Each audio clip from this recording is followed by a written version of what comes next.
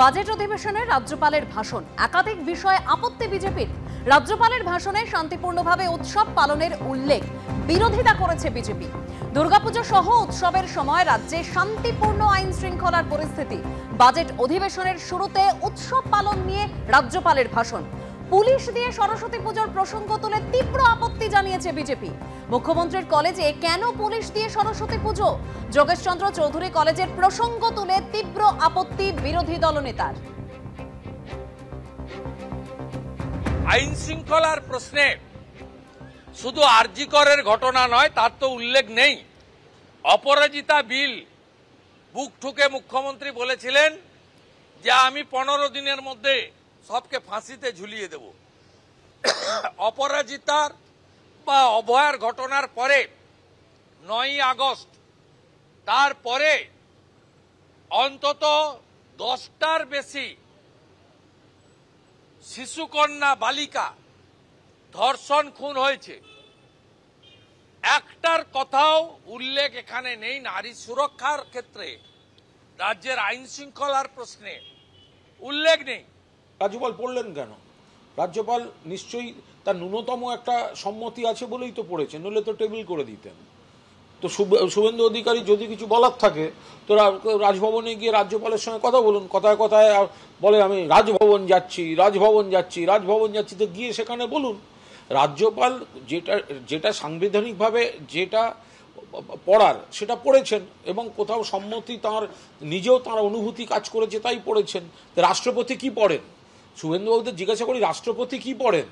রাষ্ট্রপতি যখন করেন, তার বক্তব্যগুলো রাখেন, তখন এই মূল্যবৃদ্ধি, কৃষকের আত্মহত্যা, এগুলো দিল্লিতে রাষ্ট্রপতির ভাষণে থাকে তো, যে কৃষকদের দিল্লিতে ঢুকতে দেওয়া হবে না, রাস্তায় ফেলে রাখা হচ্ছে, কেন্দ্রীয় মন্ত্রী কৃষকের ওপর দিয়ে গাড়ি চালিয়ে দিচ্ছেন, উন্নাও হাতরাসে নারী নির্যাতন, বিপুল টাকা নিয়ে শিল্পপতিরা বিদেশে পালিয়ে গেছে, কালো টাকা উদ্ধার করা যাচ্ছে না, মূল্যবৃদ্ধি হয়ে চলেছে, এগুলো রাষ্ট্রপতির ভাষণে থাকে? তৃণমূলে একের পর এক দলবিরোধী মন্তব্যে রুষ্ট মমতা বন্দ্যোপাধ্যায়। উদয়ন গুহ বারবার নানা কথা বলছেন, দলবিরোধী কথা বলে ক্ষমা চাইছেন অনেকে।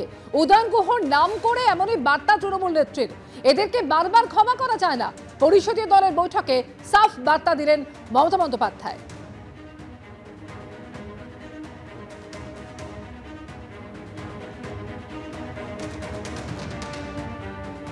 তৃণমূল একাই যথেষ্ট, 26-এর ভোটে 2/3 ভোট। দিল্লিতে বিরোধীদের ভরাডুবির মধ্যেই হুঙ্কার তৃণমূল নেত্রীর।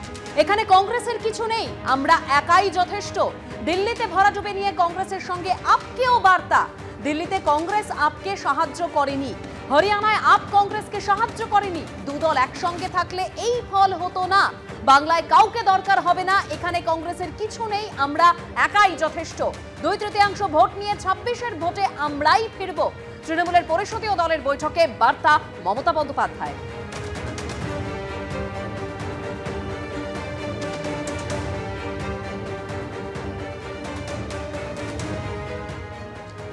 ভাই গেছে, এবার দিদি ভাই যাবে।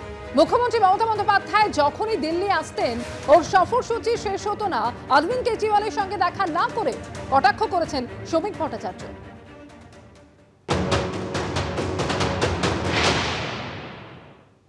দেখুন, ভাই গেছে, এবার দিদি ভাই যাবে।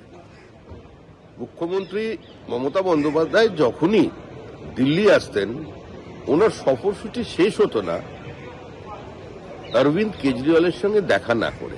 এবং অরবিন্দ কেজরিওয়াল বলেও ছিলেন যে আমি তো ওনার পরামর্শই চলেছি, ওনার নির্দেশেই চলেছি। আর বিভিন্ন সময় আপ আর তৃণমূলের মধ্যে যে ভালোবাসা, সেটা সর্বজনবিদিত। এবার প্রচারও এসেছিল তৃণমূল কংগ্রেস। সেজন্যই বলছি, ভাই গেছে, এবার সময় দিদি ভাইয়ের, দিদি ভাইও যাবে। শ্রমিক ভট্টাচার্য কটাক্ষ করছেন, আর কল্যাণ বন্দ্যোপাধ্যায় তিনি আক্রমণ করে বলছেন স্বপ্ন তো ওরা সবসময় দেখে, একদম বলে দিচ্ছি 30 পেরোবে না, 30-এর ওপর পেরোনোর কোনো জায়গাই নেই। বিজেপির থেকে বিরোধী দলনেতাও আসবে না। কি বললেন কল্যাণ বন্দ্যোপাধ্যায়, শোনাবো।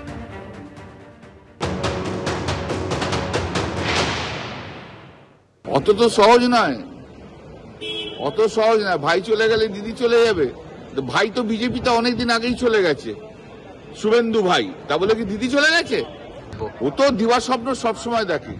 সে 2019-এ দেখেছে, 2021-এ তো চলেই গেছিল, ওদের তো একটা লিস্ট বেরিয়ে গেছিল কে চিফ মিনিস্টার হবে, এই কে ডেপুটি চিফ মিনিস্টার হবে, কে ফাইন্যান্স মিনিস্টার হবে, তার তো লিস্ট বেরিয়ে গেছিল। ওদের তো স্বপ্ন তো ওরা সবসময় দেখে।